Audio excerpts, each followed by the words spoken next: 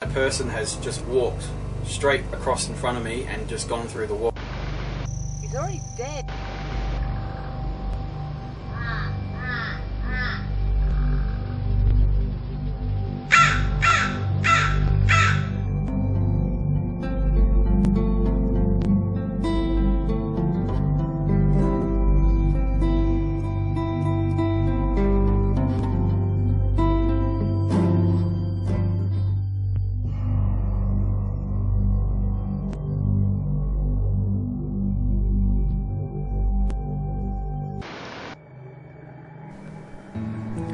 The Overland Corner Hotel, an iconic Australian pub that sits on the banks of a bend in the mighty Murray River near Barmera.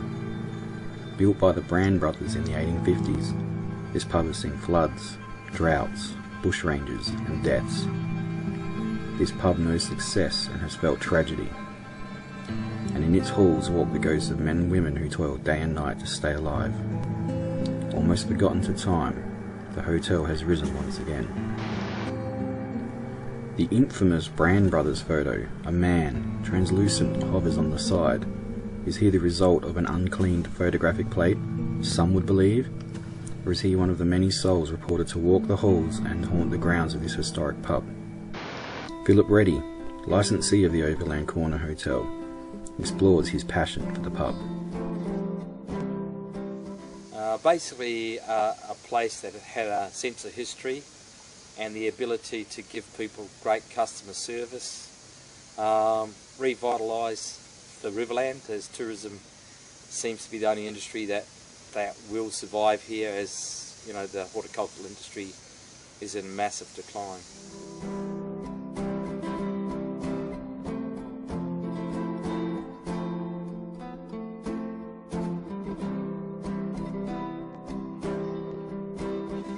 I saw it numerous times up for sale, and then basically as it came down in price, I saw that it was affordable, and if it was something that you couldn't turn around, it wasn't going to be a large sum of money that you could lose.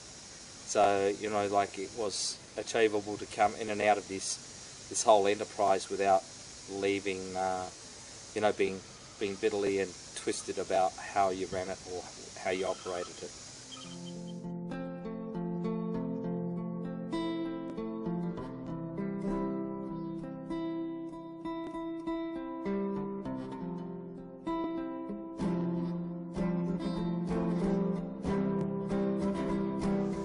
That it was tied up with so many people right from the beginning. The actual person that commissioned the building never lived in the hotel.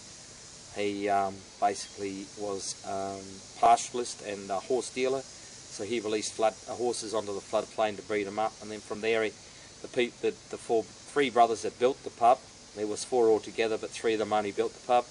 He basically went on and the oldest son of William Brand, who was also named William Brand, basically was the first licensee with his wife Martha.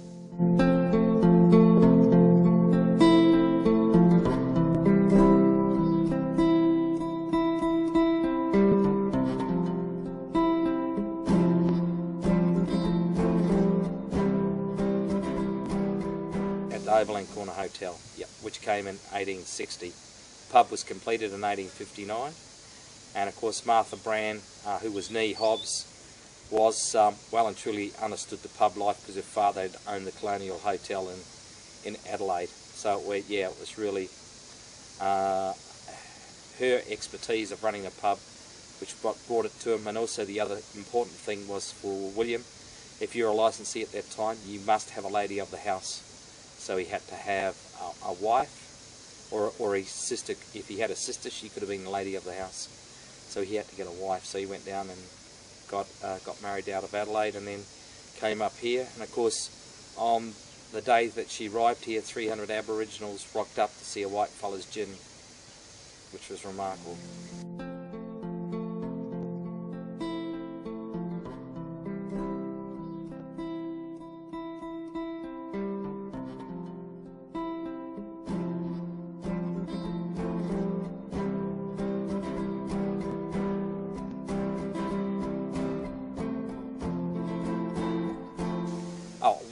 wasn't primarily for alcohol, it was primarily for accommodation. The mail run changeover place, and of course the horses had to change here. It was 70 miles to the next changeover station, which was on Railrail Creek, and then it was also 70 miles back on down to Mallions. So all these major turnover places was that the horse, and of course it was horseback, it wasn't stagecoach. Everybody thinks of Cobb & Co, it was all horseback, and so the horseback, the horses could go 70 mile and then you could change over.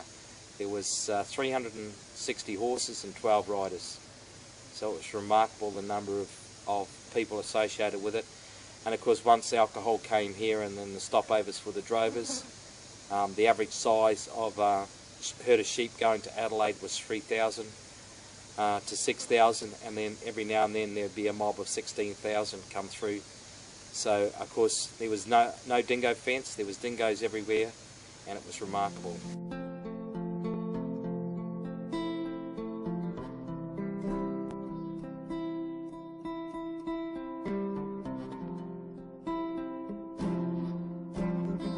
From the quarry, which is behind the pub, they built most of the houses, major buildings in the 1850s, which was the Chowler Homestead, Carapum Homestead, pubs in Wentworth in New South Wales, all up through that area.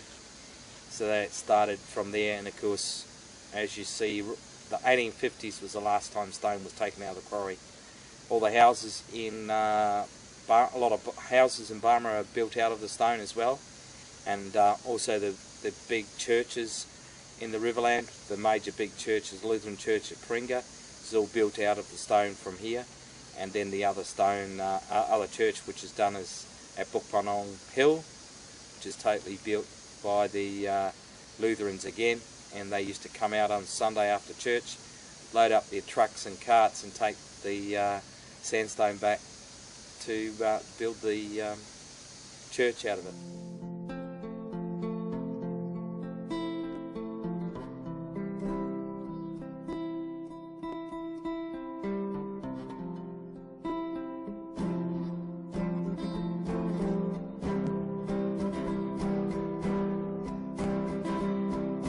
It took actually 12 months, and 12 months to build it. There was four. You got to remember there was 4 brothers and 1 father, and the father, William Senior, he built it. And you can tell when you go through the pub, the shorter doorways are built by the William Senior, and all the others were by the boys who were a lot taller. So, and that constantly went on. And as you can see, just out on the floodplain, there's a tree over to the side where you can see that they split up the stone in the early stages and built it on from there. And built the pub from that.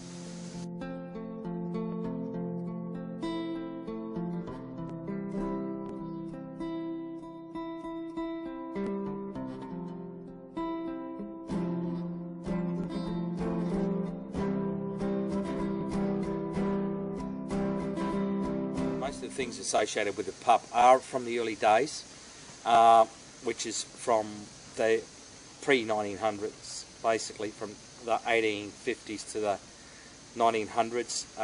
Then there hasn't been much linkage to the paddle boats, even though the paddle boats were tied up with here, and that was the importance of Overland Corner.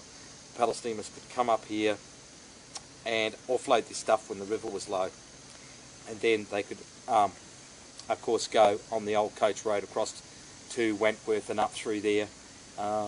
And so there's that. But in particular, the most of the stuff that we associated here is, of course, with the Bushrangers that came here, Captain Moonlight, who was later in life immortalised by the book Robbery Under Arms, which was an amalgamation of Captain Moonlight and Captain Starlight. And of course, the two basically stories come together to make a more lively episode about Captain Moonlight and Captain Starlight, with their ability to bring stock from Queensland across the Unadata track and then down to here to the floodplains to fatten them up, and then on selling them to Adelaide. And the same for Captain Moonlight, of course, was his first robbery was to rob a bank.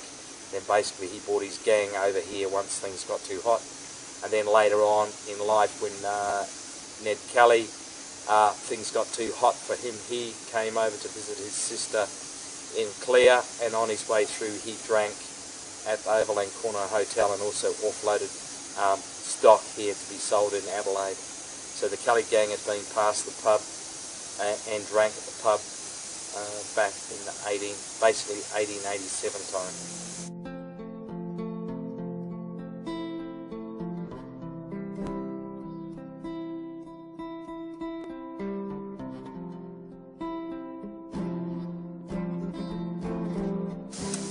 I'd like to see this area with eco huts or tents, so people can accommodate and then have a better experience with the hotel, and then associate it with a fine wine and food dining experience with local produce.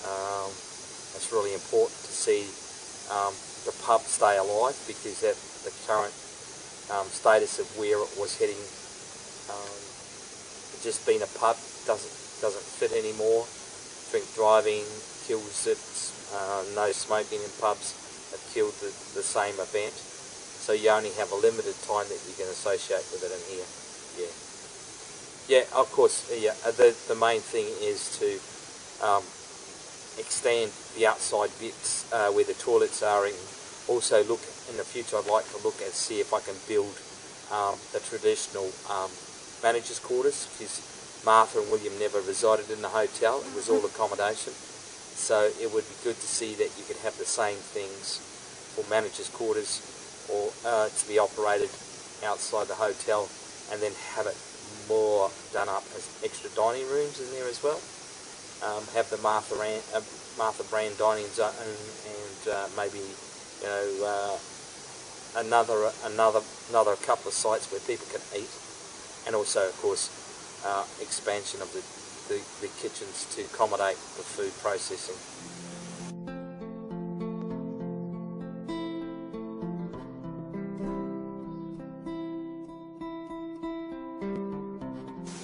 For sure.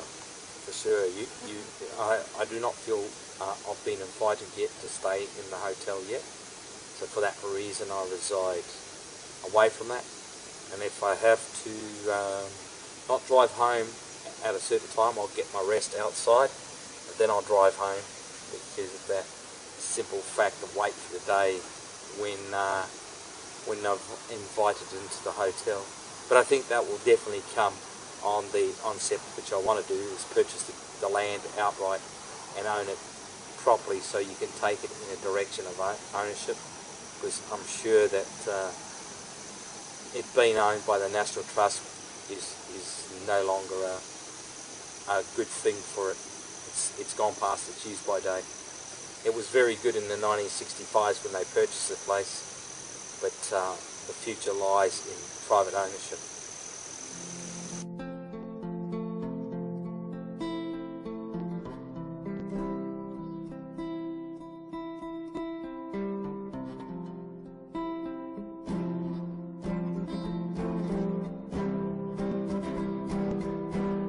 That was only opened in the springtime. The original entrance door is from the road, the front door, and the back door is the one behind what is now today's bar, and that's the entrance that Captain Moonlight rode his horse in and out on a number of occasions. And of course the actual bar was behind where the cool room is now, and had a cellar, and it was actually called a tap room, where they tapped the kegs, and everything was stored in there. And another thing I'd like to see done is, because the 56 flood filled the cellar with mud, that it get dug out and explore what is down there to see what's left. As the sun sets over the Riverland and the creatures of the night make their presence known, our intrepid ghost hunters begin their investigations. Will they find the ghost of Patrick Devlin? Perhaps the lingering soul of Bushranger Captain Moonlight? Have the Brand brothers left their beloved hotel? Who or what still lingers amongst the living? Kathy the Messenger, team leader of RUPI, begins her psychic investigation the Overland Corner Hotel in the courtyard facing Devlin's Pound.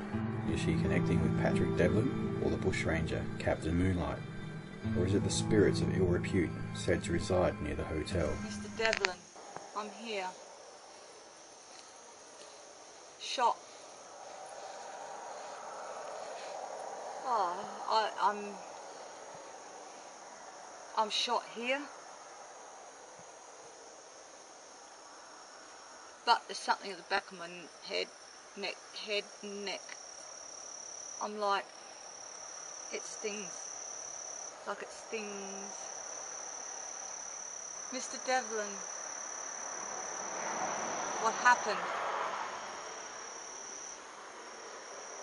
He's just like this. Just like, he doesn't want me to see his full face. It's like some parts of his face is not right. It's not there. Take me back. He's I've got a really clear view. Alan enters the hotel, alone, unafraid. He ventures into the dining room and Martha Brand's room.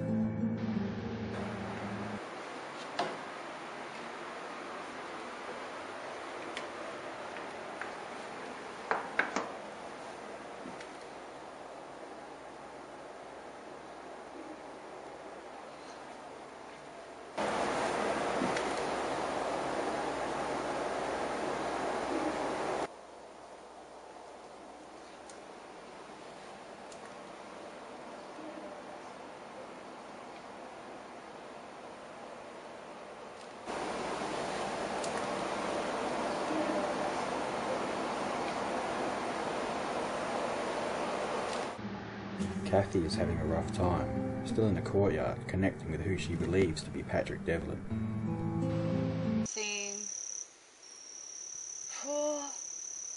Seeing 5 men. They're actually after Mr. Devlin, but he wasn't shot here. He wasn't shot here. His body was here. He wasn't shot here. I feel nervous. I feel like I'm running. I feel like I'm exhausted. I feel like I've just run a marathon. Mr. Devlin, what happened?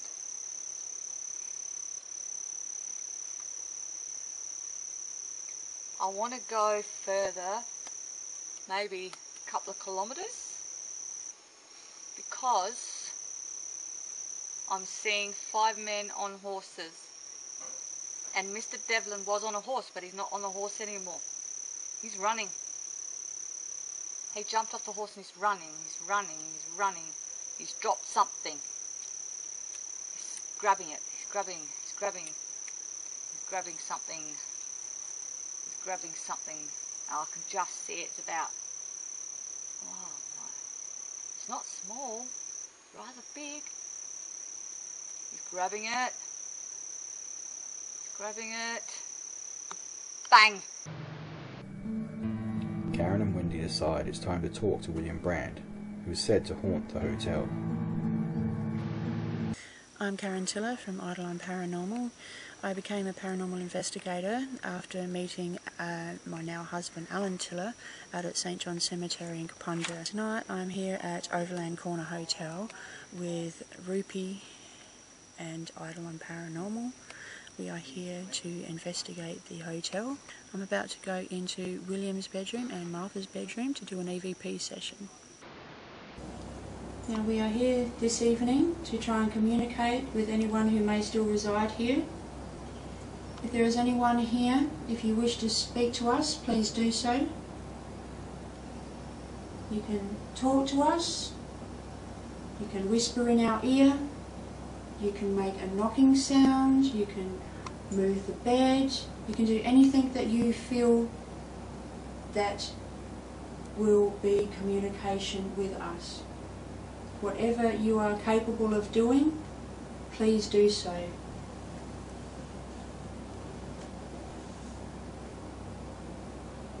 We mean you no harm, we mean you no disrespect, We are just here to find out your story.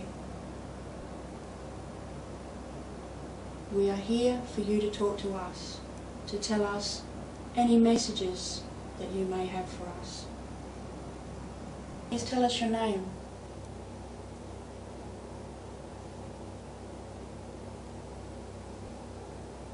Do you mind us being here?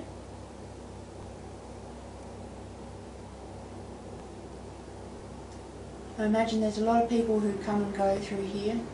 Is anyone your favourite?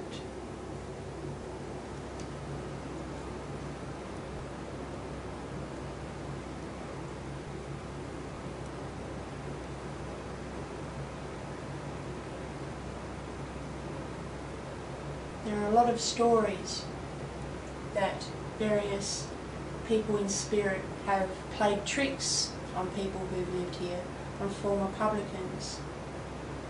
There are stories of a lady hearing music, someone playing the fiddle when she was lying in bed. At first she thought it was the music box out in the bar. Then she realised it was a fiddle, and seen people revel making, having a good time. Could that have been you? Could that have been your friends?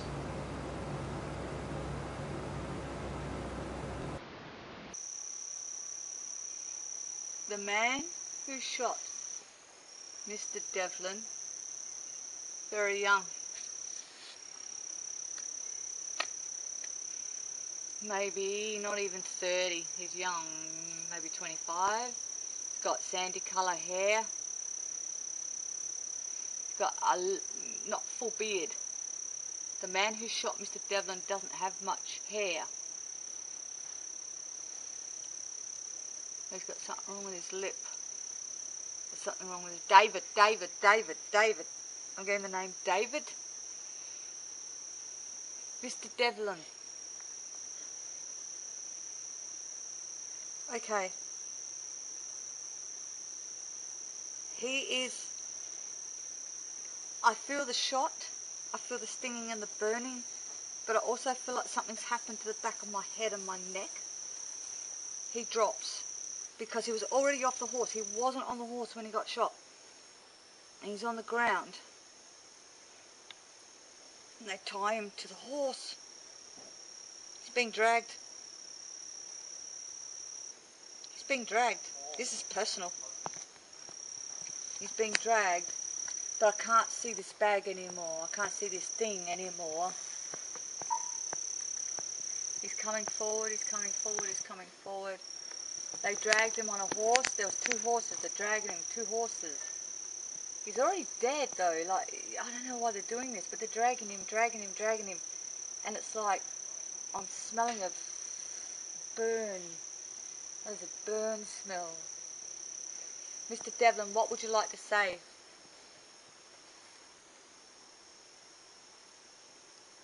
Alright, Mr. Devlin is saying there's no buried gold. There's no hidden gold. This was stolen. What he had was stolen by 5 men. And they came from Victoria.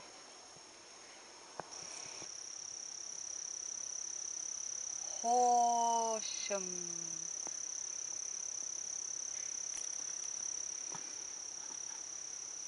Wasn't his gold anyway. It wasn't even your gold, Mr. Devlin. But it was owed. It was owed. This gold was owed through something else. There was something to do with, smell alcohol. Really, really bad alcohol. He's showing me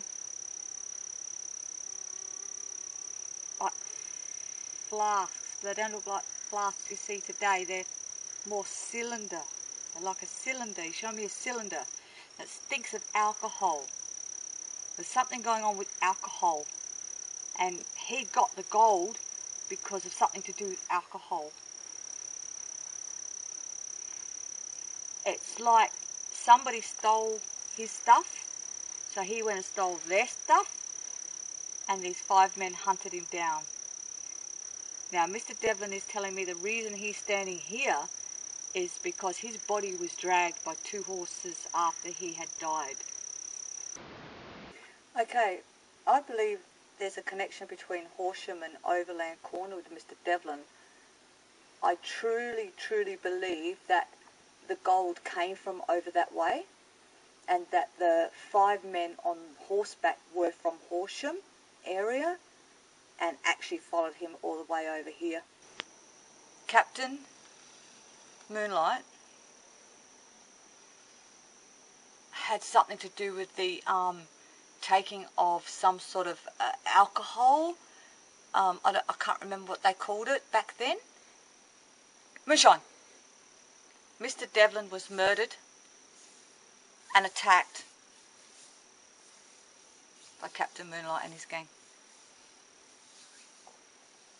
Direct from Horsham. Alan, alone in the hotel, has a personal experience with a spirit, and not of the bottled kind.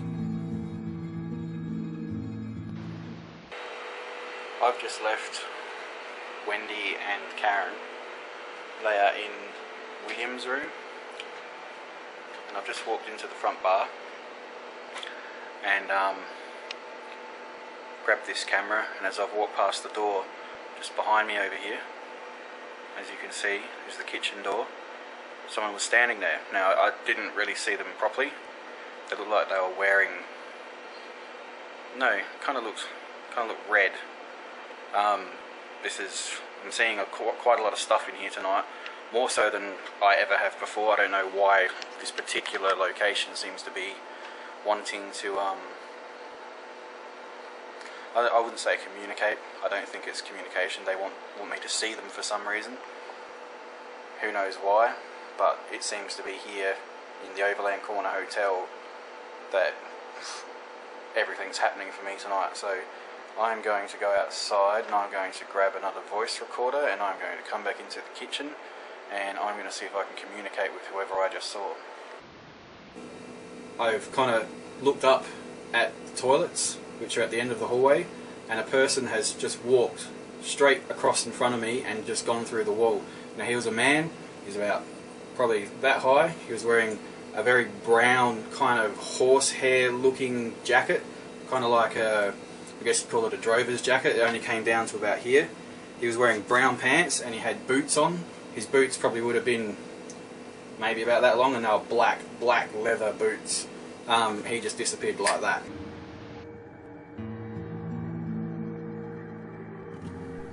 Do Kathy, Wendy and Lou get further validation of Patrick Devlin's plight through the cards? About a certain number of cards and they tell you to stop. You tell me what this word spells. Bruise. Bruise. It spells bruise. We were like brew, B-R-E-W-S, alcohol, and we're talking about Captain Moonlight and Mr. Devlin.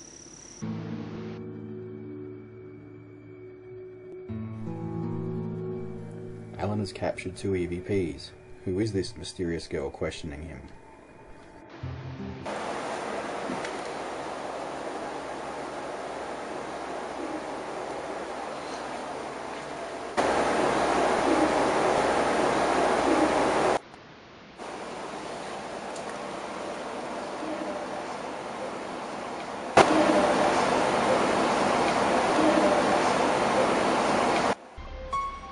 Our intrepid ghost hunters call it a night as the moon sets and the sun rises. Ghostly sightings, psychic validations and EVPs collected, they leave the spirits to rest. Is the Overland Corner Hotel haunted? You decide.